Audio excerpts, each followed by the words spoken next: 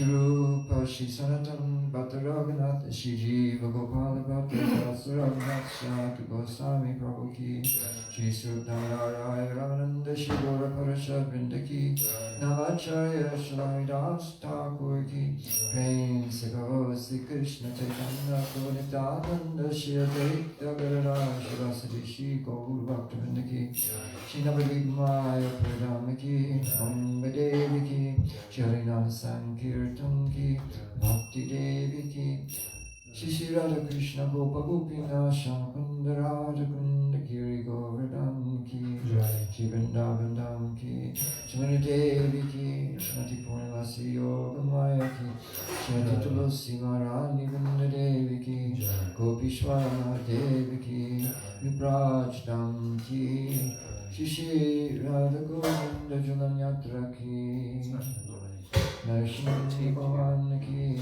Bhakti Pravar Prahlad Maharaj Ki Ananta Koti Vaishnavrinda Ki Samagata Bhakti Vrinda Ki Sai Nande. It's not going to work as strict. This is strict, it doesn't do anything. That's why we have tape here.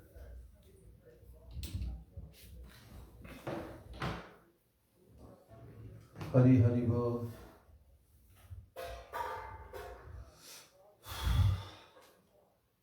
See what I mean? When you want you to come and bring tape, to tape the microphone, tell him.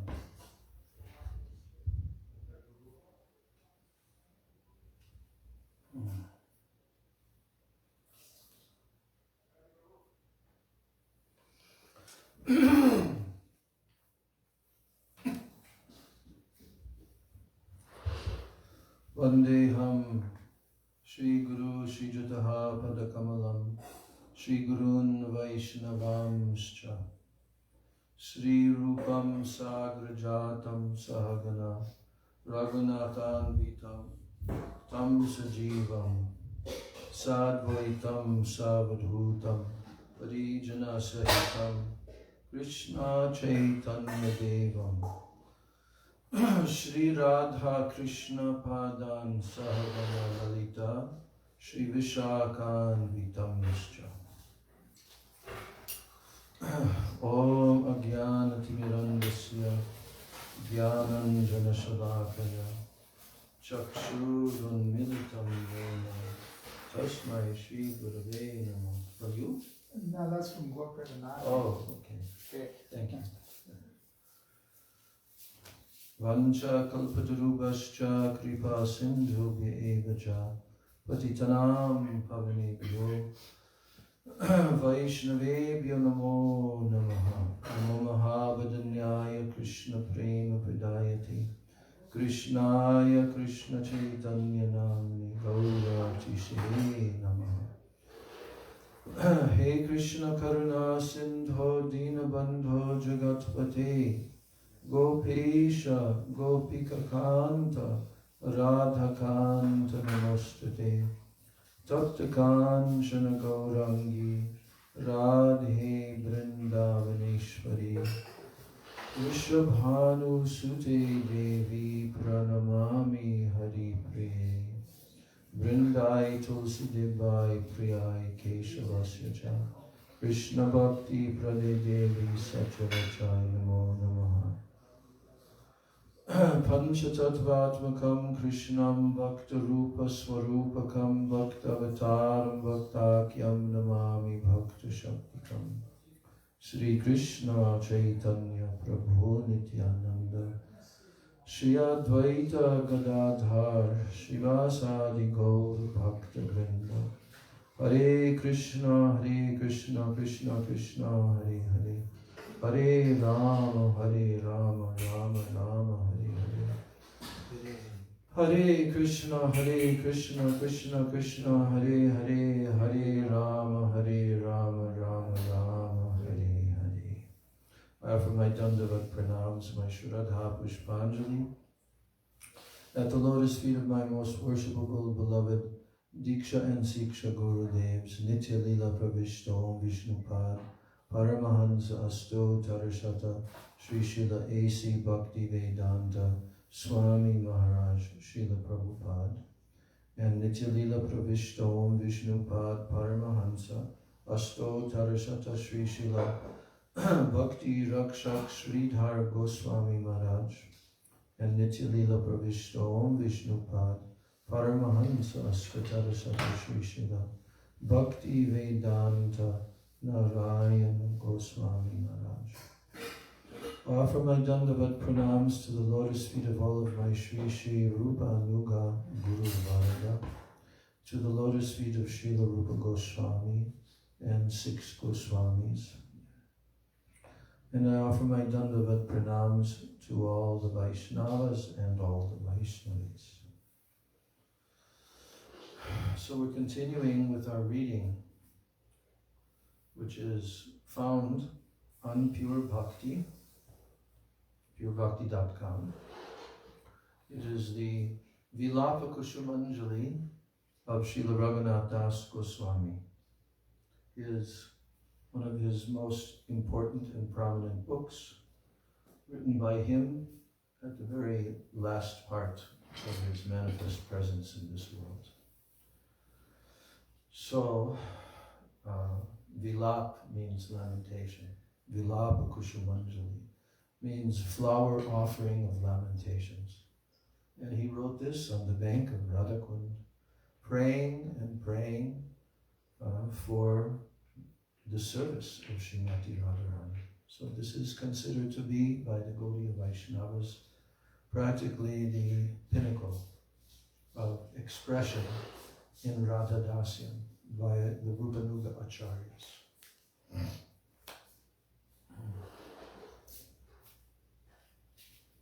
So, we read yesterday about the first shloka, and Gurudev also alluded to the third shloka. And he's telling particular pastimes right now. So, now Gurudev is beginning to tell about the pastime of Krishna's flute. Because Krishna had a plan.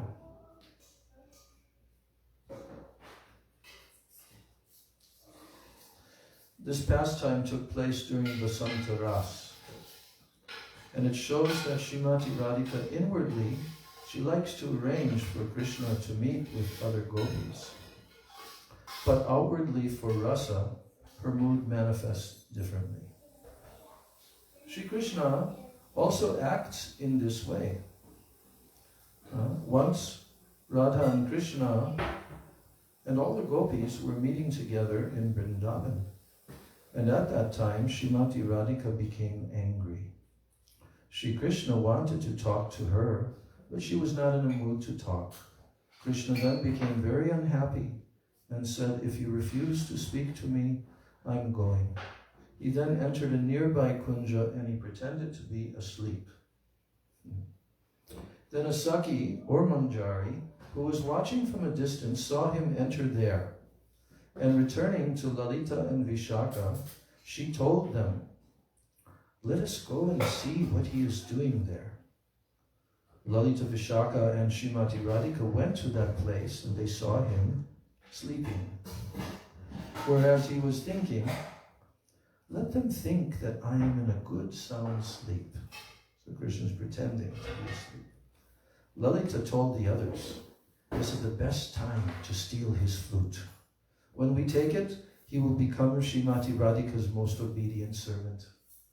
Though we need to capture it, we must also be aware that Krishna's arms are like very cruel serpents. If he catches us, how will we accomplish our theft?" So they proposed that this difficult task could only be performed by Srimati Radhika, not by anyone else. And she would go and somehow steal that flute. So silently and stealthily, approaching like a cat, and with a slight smile, Srimati Radhika glanced towards Krishna to make sure that he was unaware of her presence. In the meantime, Krishna had been hearing the gopis' conversation. Inwardly desiring that they steal his flute, he was thinking, "Srimati Radhika has not been talking to me, So if she steals my flute, I will have an opportunity to meet her and to speak about so many things in so many ways. So I will do something by force. I will demand, where have you kept my flute? I will catch hold of her and 1, 2, 3, or 4 others, and this will create a very good ras. Outwardly, however, Krishna remained silent. Srimati Radhika watched to see whether he was actually sleeping or only pretending to sleep. At first, he held his flute tightly, but because he knew that Radhika was coming, he loosened his grip. Radhika very cleverly and silently took the flute and returned to her friends. She then gave the flute to a Saki, who gave it to another, who in turn gave it to another, and finally, that other Saki hid it in her long braid. So after some time, the gopis heard the leaves rustling, and then they saw Krishna come out of the kunja. And he asked them, "Oh, you are here? Where's my flute? You have taken my flute." As he walked up to Srimati Radhika with her eyes,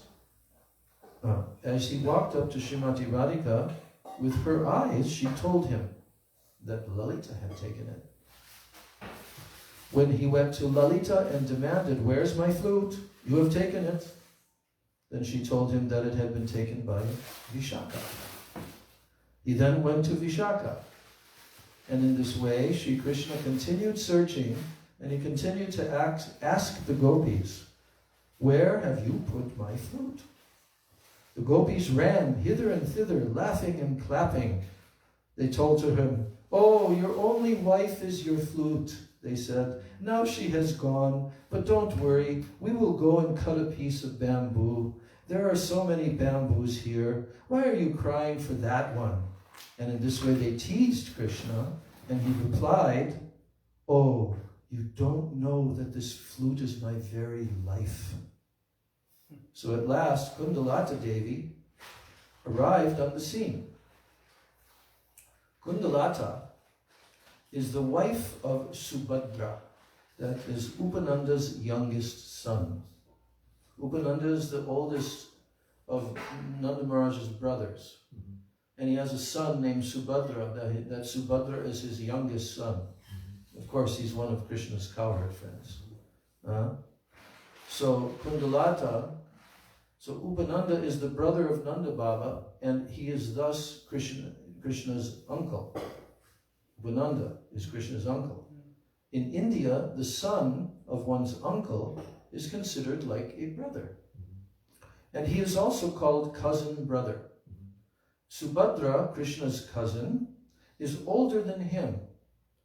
And Kundalata is therefore Krishna's elder sister-in-law. Yes. So Kundalata asked Krishna, "Why are you so distressed?" And Krishna replied, "My flute has been stolen by these gopis and they will not return it. They simply tell me, 'Go and take shelter of the feet of Lalita or Vishaka.'" And Kundalata then told the gopis, "Don't behave like this. Give him back his flute. If you do, he will fulfill all your desires." So there are so many pastimes like this. Krishna sometimes pretends to sleep, but he knows everything. For Leela, he does so. And as far as Srimati Radhika is concerned, she is Parashakti, Krishna's complete spiritual potency. Or she is Swarup Shakti, Krishna's intrinsic potency. She also knows everything. Whatever she does is only to please Krishna.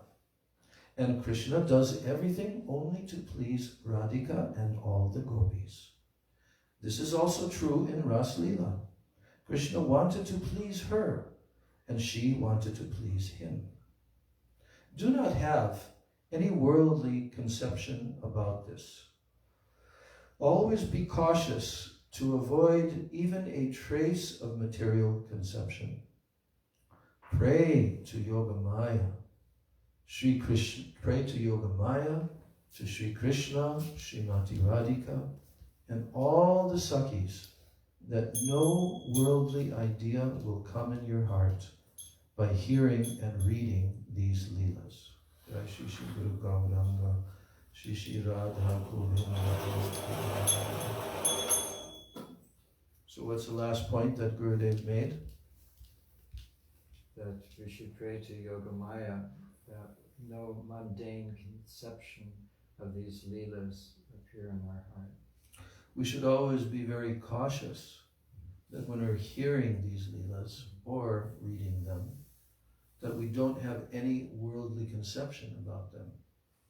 And we should be so cautious to avoid even a trace of material conception. This is very important. Pray to Yogamaya, pray to Sri Krishna, pray to Srimati Radhika, and all the Sakhis, that no worldly idea will come in your heart by hearing and reading these Leelas. Then Gurudev is quoting the verse from 10th Canto, 33rd chapter, verse 39. This is the famous verse at the end of the entire Ras Leela recitation by Shukadev Goswami, where he says, Vikriditam vrajavadubiridam cha Vishnu Shradhan vito anushunuyad atavarnayedya Bhaktim param bhagavati pratilabhya kamam Hridrogam ashu pahinoti achirena dira.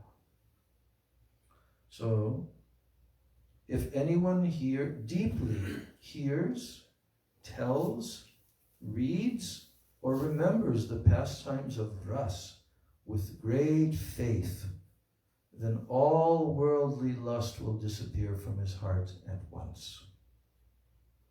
So Sri Pradyumna Mishra once told Sriman Mahaprabhu, I want to hear some Harikatha. And Mahaprabhu replied, I don't know any Harikatha, but I have heard Harikatha from Sri Ramananda Rai. Pradyumna Mishra then went to Ramananda Rai's home. Seeing that he was not in the outer courtyard, then he asked the servant, where is he? The servant replied, he is in the inner quarters in his room. Then Pradyumna Mishra asked, what is he doing? Will he come out now? The servant replied, no, he will not come out. If you like, you can come at any other time. Then Pradyumna Mishra then asked, what is he doing? Then the servant replied, he is with young teenage girls. They are Devadasis, maid servants of Lord Jagannath. He is bathing, dressing, and decorating these maid servants and teaching them how to dance and sing for the pleasure of Lord Jagannath.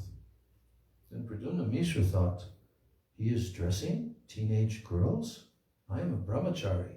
There is no need of hearing Harikatha from that person. I want to hear from someone like Srila Shukadev Goswami.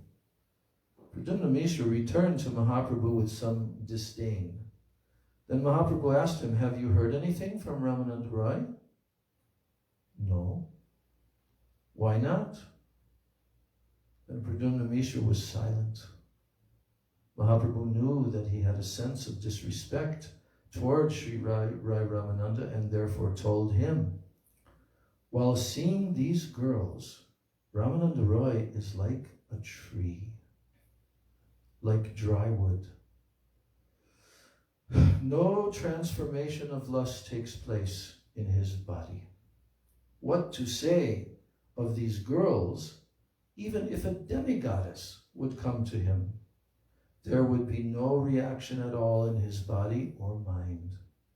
He is always remembering Ras Leela, and it is he who told me Ras Leela Katha.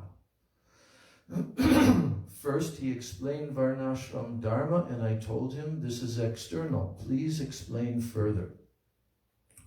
And at last he told me that Kanta Prem, Madhurya Prem, is the greatest perfection of life. He told me, it is also greater than Sakya Ras and Vatsalya Ras. And then he explained 2 verses in this regard. One verse describes how Sri Krishna appeared before the gopis as Sakshan Manmata Manmata, the enchanter of Cupid. So that verse is now quoted from chapter 32, 10th canto, verse 2. Tasam avyadabuch chauri smayamana mukam bhuja pitambara darashragvi sakshan manmata manmata. You know, sakshan manmata manmata. He is the bewilderer of the bewilderer, Cupid. So this is how Krishna appeared to the gopis when he reappeared after hearing Gopi Geet. So Gurudev is explaining, he's saying, then Sri Krishna, a smile on his lotus face, it appeared before the gopis. Then he appeared before the gopis wearing a garland and a yellow garment. He directly appeared as one who can bewilder the mind of Cupid, who himself bewilders the minds of ordinary people. After singing Gopi Geet, the gopis were reunited with Sri Krishna, who had been observing them bitterly crying in separation as they sang. Sri Shukadev Goswami explains that Krishna appeared before the gopis when they were senseless and they were just about to die. In what manner did he come? Smayamana Mukambuja. Smaya means prem or love. He came with so much love. Mukambuja. Mukha means face and Ambuja means lotus. His beautiful face resembles a lotus flower. He was smiling, but he also looked somewhat ashamed. Why? He was thinking, I have given the gopis so much suffering. Pitambara dhara. He placed his pitambara, or his yellow cloth, around his neck, and his palms were folded in supplication, in a mood of prayer. Yet he was also smiling. Manmata manmata.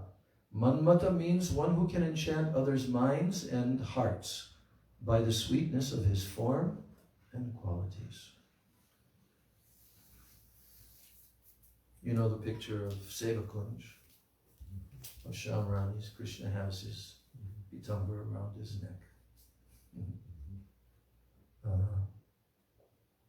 So,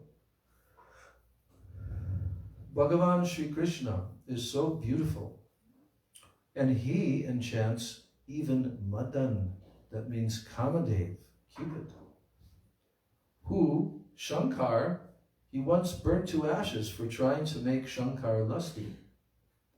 Kamadev was reborn as Pradyumna, the son of Sri Krishna, who is Manmata Manmata, the origin and the enchanter of Kamadev.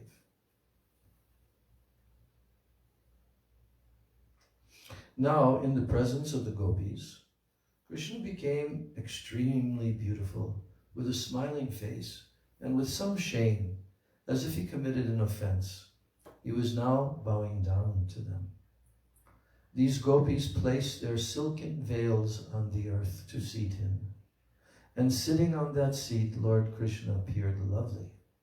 At that time he told them, Naparai ham niravadya samyujam swasadu krityam vibudayusapiva ya ma bhajan durjara geha shrinkala samvrishya tadva pratyatu sadhuna. 10th canto, 32nd chapter, 22nd verse. This is where Krishna has said what he never said to anyone else. Do you know what he said? They cannot repay you? Yes. Yes. I am not able to repay my debt for your spotless service, even within a lifetime of Brahma. Your connection with me is beyond reproach. You have worshipped me, cutting off all domestic ties, which are difficult to break. Therefore, please let your own glorious deeds be your compensation. Then he continued, I have disappeared from your sight, only to hear your words of loving anger and to see your faces in anger.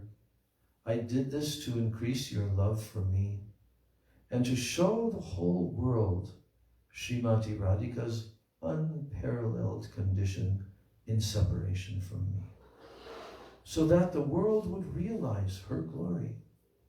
I did not go anywhere. I was here, but I was hidden.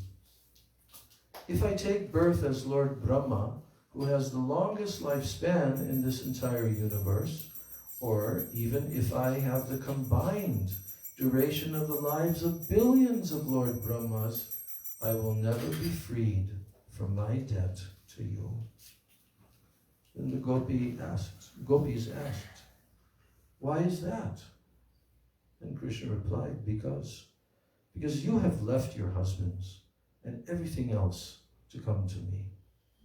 I am indebted to you. And if I tell you to ask from me anything you like, then you will say, give us the opportunity to serve you. Thus, I will become still more indebted.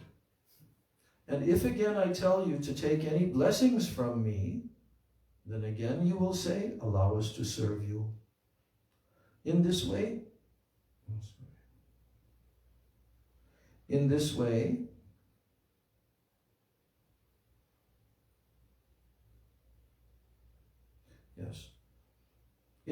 I will never be free from my debt to you. Sri Chaitanya Mahaprabhu continued, Srila Ramananda Roy, he knows all these truths, and he has induced me to hear them. So go again. Be assured that he is like a piece of dry wood in relation to this world. He has no material identification.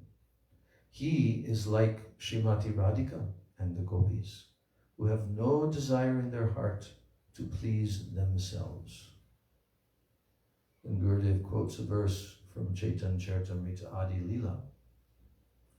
Atmendriya priti vansha tare bale kam, Krishnendriya priti itcha dare prem nam. Kam is the desire to please one's own senses, and priti, love, is the desire to please Krishna. So Sri Pradyumna Mishra went again, and this time Rai Ramananda was in his courtyard. And Rai Ramananda asked, why have you come here? And Pradyumna Mishra replied, I requested Sri Chaitanya Mahaprabhu to tell me some Harikatha, and he replied, I don't know anything. Sri Ramananda Roy knows everything. Then Ramananda Roy asked, what kind of Harikatha do you want to hear? And Pradyumna Mishra replied, I want to hear what you told Chaitanya Mahaprabhu, all those topics. Then Srila Ramananda Roy narrated that Harikatha, and Pradyumna Mishra became deeply satisfied. He returned to Sri Chaitanya Mahaprabhu and told him, I feel fulfilled by your grace. The gopis can give what Krishna cannot give.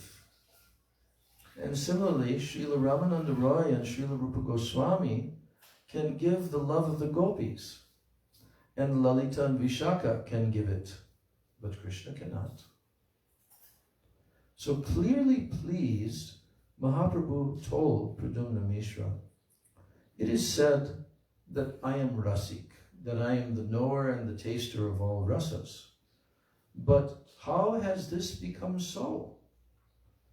He gave the credit to Srila Ramananda Roy, who likened to a rain cloud, which takes water from the ocean, when during the Swati Nakshatra constellation rains pour down upon the ocean, then the oysters within it produce pearls. That very water from the ocean becomes clouds by evaporation. And during the Swati Nakshatra, the water returns to that ocean, but at that time the ocean becomes filled with jewels. And similarly, Sri Krishna, or Sri Krishna as Sri Chaitanya Mahaprabhu, is Rasik.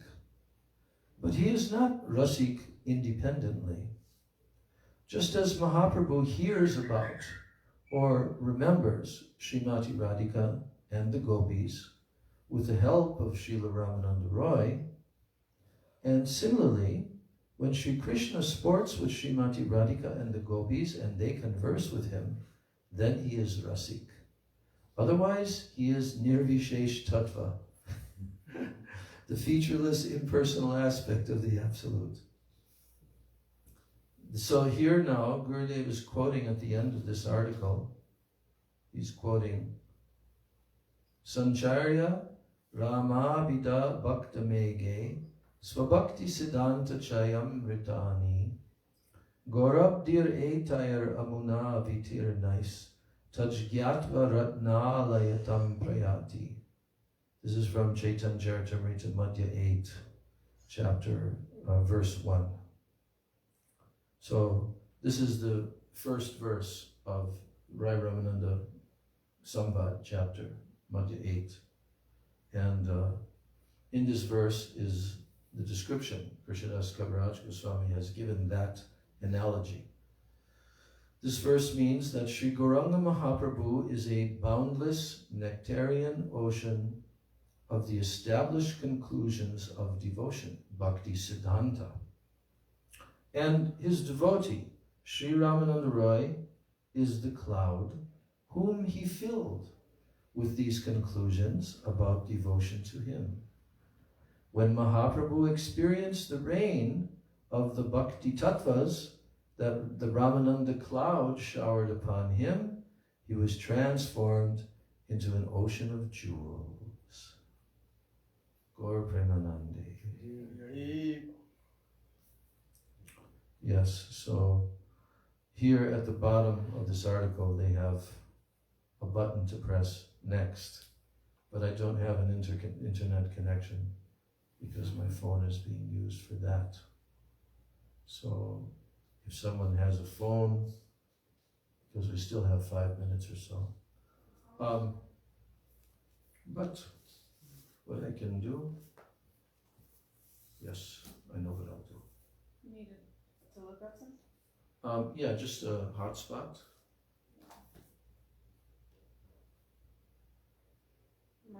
It's called Android, and the password is Krishna Govinda, all lowercase KRS. Okay, wait. So it's Android, I got it, okay. Password's Krishna Govinda. Join. One word, all small. All small. Yeah.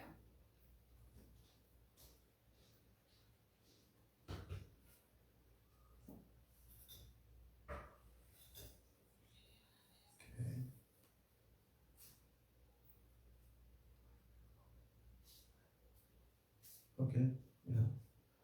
All right, let's see what comes on the next page. I haven't checked this yet, so, okay, next.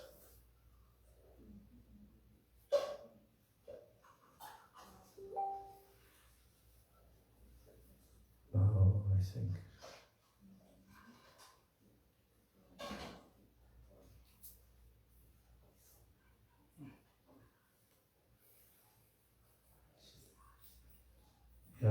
It's not giving more of the Vilaf Kushamanjali here. However, I have found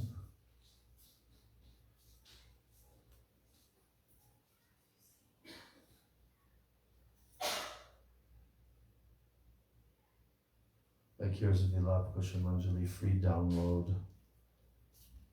But that's a commentary by Anantadas Babaji. So let's see.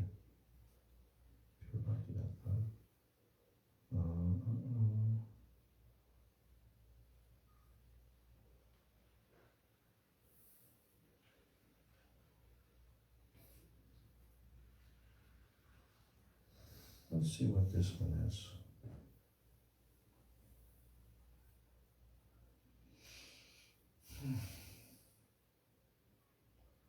Vilapa Kushamanjali, The Life of Raghunath Das Goswami, Introduction.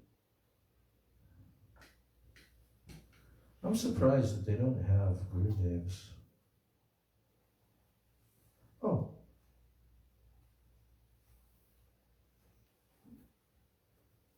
Let's see.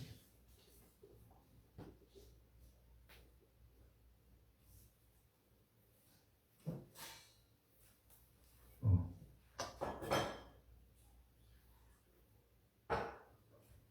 I think this is Gurudev's. Text one.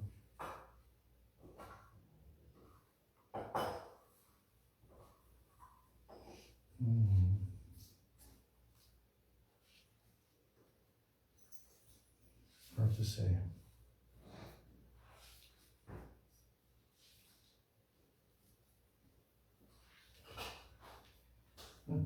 Okay, well, this is not going to work. Thanks, Govinda. I'm turning it off now.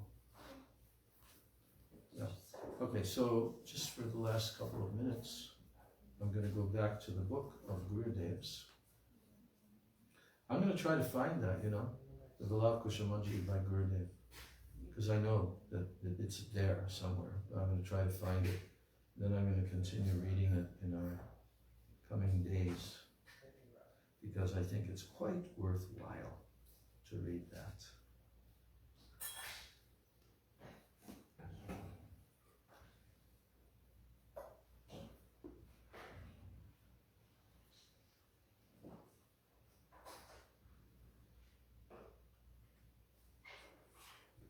All right, so just read a little bit, which I didn't read. The life of Srila Rupa Goswami Prabhu.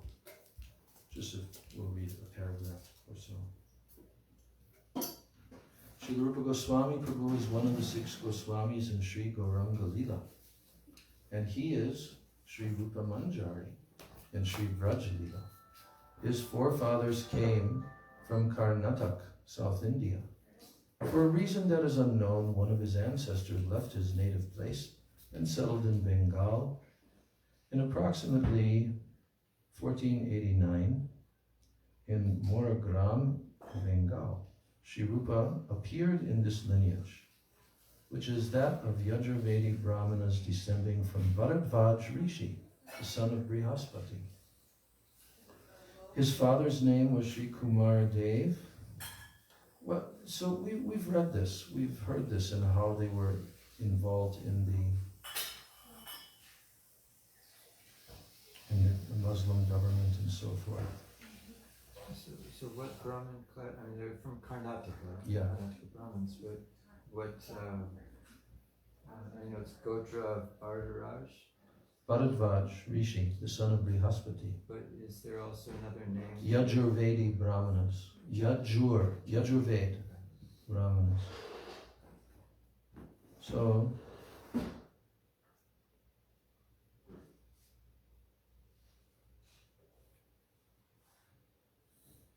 oh yeah, I had read this. So, anyway, it's now time for the Artik.